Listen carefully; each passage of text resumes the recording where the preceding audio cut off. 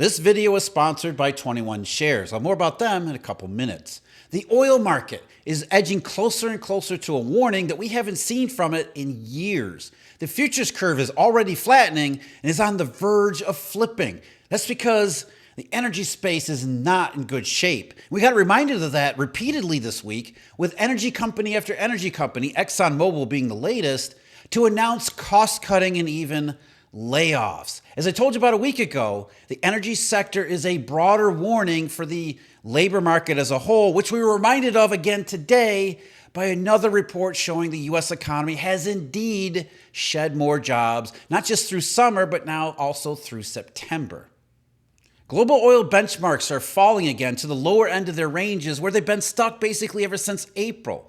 Crude prices get pushed up a little bit here or there on geopolitical news, but then they fall back as it becomes clear demand just isn't there right when global oil supply is actually rising. And that's got the oil futures curve in sight of overturning as supply glut fears are getting to be realized. This has, among other things, it has wholesale gasoline prices now down at their lowest level since early 2021. They call this a supply glut when it's really just faltering demand. I mean, we've heard about oversupply all year, all across the global economy.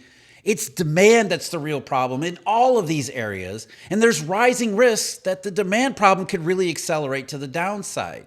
And that's where the U.S. labor data is standing out. Yesterday, we saw a huge drop in hiring from JOLTS and even net negative turnover for the third straight month, meaning that job losses are piling up during the summertime. And then today, ADP reports, you guessed it, another drop in employment. And with the government shutdown in the United States, that means that these might be the last figures we get for a little while. But what they show is the same thing that we've been getting from all these other places, the same thing that we're getting from the energy market. Gasoline prices down, futures curve threatening with contango. At the same time, we see more and more signals that demand in the U.S. not good. And all of it is basically the same things coming at the same problem from different angles. So big time signals from the oil market goes along with all the consistent data we're getting on the labor market. Demand, oil prices, demand. So today, ExxonMobil became just the latest big oil company to announce a significant downsizing to its operation. And it's for the same reasons as all the others. These firms know there isn't demand in the real economy to hold up oil prices, which means oil prices have tremendous downside risk and basically no upside. At the same time, their costs are rising, which means profits would have to suffer without some major effort to reduce headcounts or investments, and likely both of those. Early last month, it was ConocoPhillips which said it was going to lay off maybe up to 25% of its total workforce. The company had previously bought the same economic story as OPEC had, and I think they all really did, that the economy from 2020 and 2021 was going to be strong and resilient, and if it was experiencing a soft patch by 2022 and 2023, that would only prove to be transitory. And once the world picked up as they all expected, oil prices would stay firm forever forward. It's the same narrative that's been applied all over the economy following what was nothing more than a price illusion due to the supply shock. So here in 2025, it is finally becoming painfully clear that was all wrong and there is no revival on the way for oil or anything else. That's the demand story. They are essentially throwing in the towel on the economy in any hope for higher oil prices. And the more oil companies lay off workers, the more you know it's a negative sign on not just short-run economic conditions. Before we get back to the rest of our video, I want to tell you about our sponsor, 21 Shares. Here's the thing. Crypto can feel incredibly complicated. Between figuring out wallets and keys and staying up with constant changes, it has not been easy for everyday investors to get started. That's where 21 Shares is different. They've built a structure that takes the best parts of crypto, freedom, long-term potential, innovation, and they make it accessible through regulated ETFs. Instead of juggling multiple platforms or worrying about technical details, 21 Shares lets you access assets like Bitcoin and Ethereum right inside the same brokerage account you already use for stocks and bonds. That means you can take part in one of the most important shifts in finance today without having to jump through hoops. It's simple, transparent, and it is designed for the long game. So if you've been waiting for a more credible way to explore crypto, this might be the most practical starting point you'll find. Check out 21shares.com and sign up for their free newsletter. You'll get updates, insights, and a clear look at how they're building the bridge between today's financial system and tomorrow's. This content is sponsored by 21 Shares, but please keep in mind, investing always entails risk, and their products may not be available in every jurisdiction. So please consult a licensed financial advisor before making any investment decisions. And so this week we've seen a spate of them. It started out on Monday with Imperial Group in Canada, which said that it might have to lay off up to around 20% of its total headcount. And the company statement said, quote, "The changes are designed to fully leverage globally available expertise to maximize the benefits of current technology and accelerate the cost-effective deployment of new technologies that drive value and enhance financial resilience." And what complete corporate speak crap. When every oil company around is doing the same thing, it can only be for one reason, and that's the future price of oil. And as I said, the future price of oil is itself a commentary on oil demand. Also on Monday, French energy giant TotalEnergies, they announced they were going to implement plans intended to save the company $7.5 billion over the next couple of years, focused mainly on cutting capital expenditures. And while management indicated they weren't anticipating job cuts, let's be honest. We all know that they'll have to be part of it, but given the political climate in France right now, there's no way they were going to state that publicly. As Dow Jones instead reported, the update comes as oil prices are under pressure from a cloudy macroeconomic outlook and fears of a potential glut of supply hitting the market as major oil exporting countries ramp up production. Geopolitical tensions in Europe and the Middle East are providing some support, but low prices are dragging on earnings across the industry, and that's exactly what this is all about. And for Total, maybe the biggest impetus behind all of this, with lower oil prices and a weak economy, Total said they're going to have to scale back their share buyback program to a rate of only $1.5 billion per quarter rather than the $2 billion that they had been doing previously.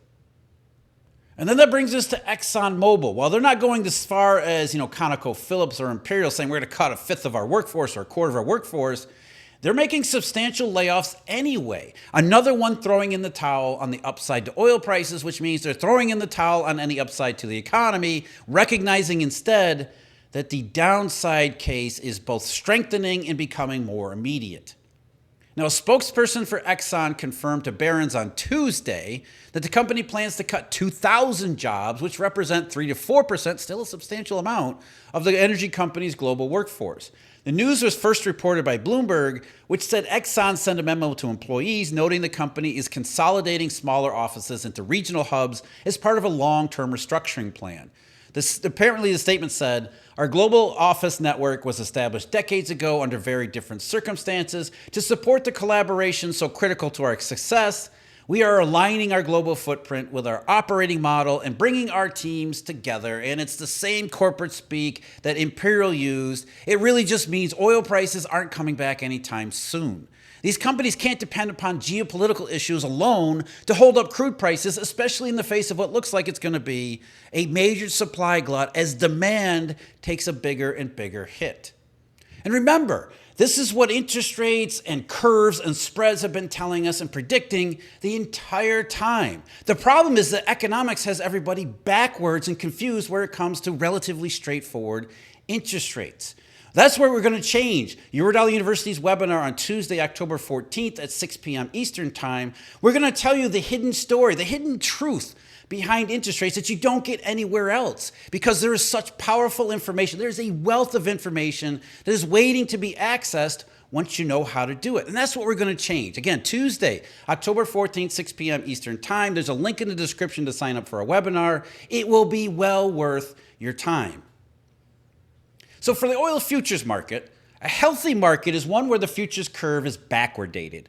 All that really means is that the future price of oil is lower than the current price. So for a usable commodity like crude, it's the market disincentivizing participants from storing it. With a lower price in the future, it's better to sell it and ship it right now. So the steeper the backwardation, the more the market wants oil today and it wants less in storage. Contango, what we're really talking about in this video, is the opposite. This is where there's too much supply today, and the market needs to incentivize oil producers and pipelines and even some speculators to take supply out of the current market and put it into storage. So the futures price rise above the spot rate, giving the market a financial gain for finding some place to keep the oil and then put it back in the market at a future date. So the steeper the contango, the more the supply glut there must be. Now, the oil market hasn't seen any sustained contango since December of 2023. Now, this year, it has seen some relatively steep backwardation, mainly relating to fears over a wider conflict in the Middle East. Back in June, when Israel and the U.S. were bombing Iran, WTI prices jumped to $75, and curve spreads blew out, meaning steeper into backwardation. More demand for oil today rather than in the future. But even then, the fact that oil prices only made it into the mid-70s, despite what were relatively realistic fears over supply disruptions, that showed you just how precarious the economic components had already become. And since the middle of August, while oil prices have basically treaded water thanks to the support from geopolitics, trading basically sideways, the backwardation began to really narrow. The benchmark 3-month calendar spread, which had been above $2 at that time, slid under $1 by the middle of September. Now, it did bounce back a little bit over the final weeks of last month, but as of this morning, it's right back under $1 again at around roughly 80 cents. These are some of the narrowest spreads we've seen since February. And if the market continues to see weaker demand, along with rising marginal supply out of Saudi Arabia and OPEC, we very well could see WTI futures and the curve flip all the way into contango.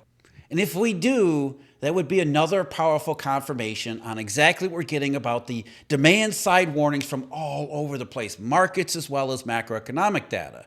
And it had actually been the International Energy Agency which kind of kicked off this flattening of the WTI futures curve when it announced its forecast for demand and therefore overall supply imbalance moving into next year back in the middle of August.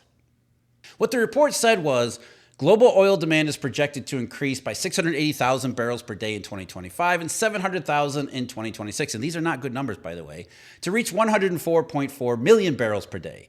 Despite weaker than expected demand in China, India, and Brazil in recent months, that's the payback, that's the middle part of the year, annual growth of 600,000 barrels per day in the second quarter of 2025 occurred entirely in the non-OECD. Consumption in the OECD was flat, which is really not good, with Japan at multi-decade lows. So already not off to a great start, especially for 2025, which was supposed to have been a revival in a lot of places like China and Europe, along with the steady, resilient, solid U.S. economy. And then the IEA continued. Global oil demand growth for 2025 has been repeatedly downgraded since the start of the year by a combined 350,000 barrels per day. Demand is now projected to rise around 700,000 barrels per day this year and next, with the latest data showing lackluster demand across the major economies, and with consumer confidence still depressed, a sharp rebound appears remote. And over the month or so since then, it's not just a lack of upside, the market now sees the growing downside. To go along with depressed consumer sentiment, we've got job shedding in the United States. That's why we're seeing oil company after oil company announce layoffs and cost cutting. They are, as I said, throwing in the towel on the economy. Bloomberg back in August summarized it this way. Global oil markets are on track for a record surplus next year, a record surplus, as demand growth, they call it slows, and it's in danger of a lot more than that, while supplies swell, according to the IEA report. Oil inventories will accumulate at a rate of 2.96 million barrels a day, surpassing even the average buildup during the pandemic year of 2020, at least according to data from the IEA monthly report. World oil demand this year and next is growing at less than half the pace seen in 2023, and that's going to likely prove to be optimistic, especially as the downside case emerges more clearly in the US, and you don't see the same upside potential in places like Europe, another false dawn there, as well as China that is not responding to stimulus like all of these forecasts continue to predict. So you have downside, not just risk, but downside materializing all across the global economy. So you can see where the oil market is going and why companies in the oil market are doing what they're doing. And for the WTI futures curve, It is shifting more visibly to flatter backwardation, and it's now only about 40 cents from contango right now today and the front two contracts. So with oil down and the outlook poor, wholesale gasoline prices have slid under $1.90 per gallon at the CME here in the US. At just around $1.88, $1.87, that's the lowest since September 2024, and only about a penny from the lowest going all the way back to early 2021. While that's good news for individual consumers who have to pay less at the pump, at least once those wholesale prices gets translated very slowly into retail prices, it's actually bad news for the economy, given the reason why gasoline prices are so weak. And what that says is the US is at the forefront of this growing downturn in global oil demand because the US is shedding jobs. That's the plain truth. One that nobody wants to hear right now. Not with stocks soaring. Nobody wants to hear the economy's in bad shape. Stocks are soaring. What are you, crazy? The reality here, the plain truth, is that we are losing jobs in this economy. We see it in report after report. We see it from the perspective of consumers in survey after survey, where workers, they continue to say they're afraid of losing their jobs. We see it in data point after data point.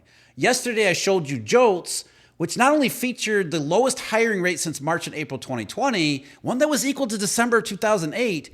Just look at the speed at which hiring has fallen off this summer. They've talked about the QCEW, which indicates job losses have been piling up since last year. We've talked about the establishment survey, which already has a negative month on the board, one that I don't think most people are aware of. That's back in June after the revisions. And given the net negative turnover in JOLTS, which we also discussed yesterday, in all likelihood, payrolls were negative all 4 months since May. And of course, the BLS has postponed the September estimates due to the government shutdown. So we're not going to get an immediate update on what the September figures might have looked like. Instead, we'll have to make do with ADP. ADP reported its estimate on private payrolls for last month earlier today. And no surprise, it was negative there too. According to their surveys, payrolls fell by 32,000 last month. Now, ADP did carry out a benchmark revision, just like the BLS. The company benchmarks its data to the QCEW. So there was a downward revision added for the September figure.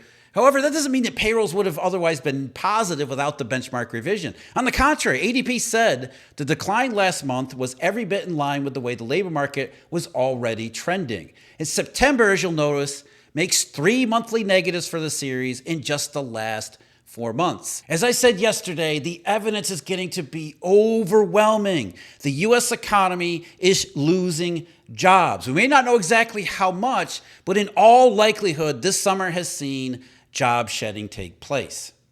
Now, it isn't a mass wave of layoffs, but that's a misconception that everybody has, certainly in the stock market. We're led to believe that if we don't see millions of workers pink-slipped all at once, then the economy must be just fine. It's an either-or proposition, a stupid, nonsensical binary that's given to us by, of course, economists who have the need for simple models. The truth is recessions are defined by the lack of hiring, not the prevalence of firing. Even if we don't see some surge in layoffs, that does not mean what everyone wants it to mean. This is the essence of the beverage curve. It's an idea that layoffs are triggered after the economy sees demand for work weaken too much. That initial stage of weakness is the lack of hiring, not mass layoffs. And as JOLTS showed, ADP affirms, and the QCEW declares, we're already there. The economy is in such rough shape, there's not enough hiring to absorb the regular churn in it, let alone be sufficient to account for normal population expansion, let alone to go further into something like an actual economic expansion. And data point after data point, survey after survey, market after market, we keep getting the same message. Even though nobody wants to hear this in light of the stock market and what they say in the mainstream media, the message is otherwise unmistakable, clear, and everywhere. That's why gasoline is falling to its lowest wholesale cost since early 2021. It's why oil giants are throwing in the towel and laying off tons of their own workers. The entire energy space, it's a commentary on the direction of the U.S. economy and the rest of the global economy, not just what's going wrong around the rest of the world. So you take the American labor market that's losing jobs and is likely to start losing more, combine that with China, Europe, plus more marginal supply from OPEC, and you get the possibly historic supply glut the IEA warned about in August. And now the flattening of WTI futures shows the market is increasingly seeing it in the near term too. But now that we know all that, what most people want to know, what they want to ask, is will that lead to an NBER-style recession? And will the NBER-style recession trigger the final reckoning in the stock market? Will it be enough to finally knock stocks down from their overvalued perch? And the answer to both questions is yes. The chances for something like that happening continue to go way up, even if it's not recognized in the mainstream. As I said, this has been predicted in the marketplace, the vast majority of the marketplace all this time, and we keep getting confirmation for it. So once you get to that certain point where it looks like this is absolutely going to happen, yes, the stock market will do the one thing that it does not want to do, which is get sold, because everybody sells stocks in an NBER-style recession. And as the forgot how to grow style recession continues to get bigger and bigger and more difficult to ignore, the chances only go up for all of it. So you've got oil, you've got jobs, and you've got the overvalued equities, and it is a toxic mix. What we know for sure right now is that we don't have the jobs. They continue to get shed, and we get confirmation for that everywhere, including from energy and oil businesses. If you haven't already, you really need to see what was in the JOLTS numbers, especially where it comes to hiring and especially how fast the hiring has fallen off. That's all in the video link below. As always, thank you very much for joining me. Join me on Tuesday, October 14th, 6 p.m. Eastern Time for our webinar. There's a link in the description. And huge thanks to Eurodollar University members and subscribers. And until next time, take care.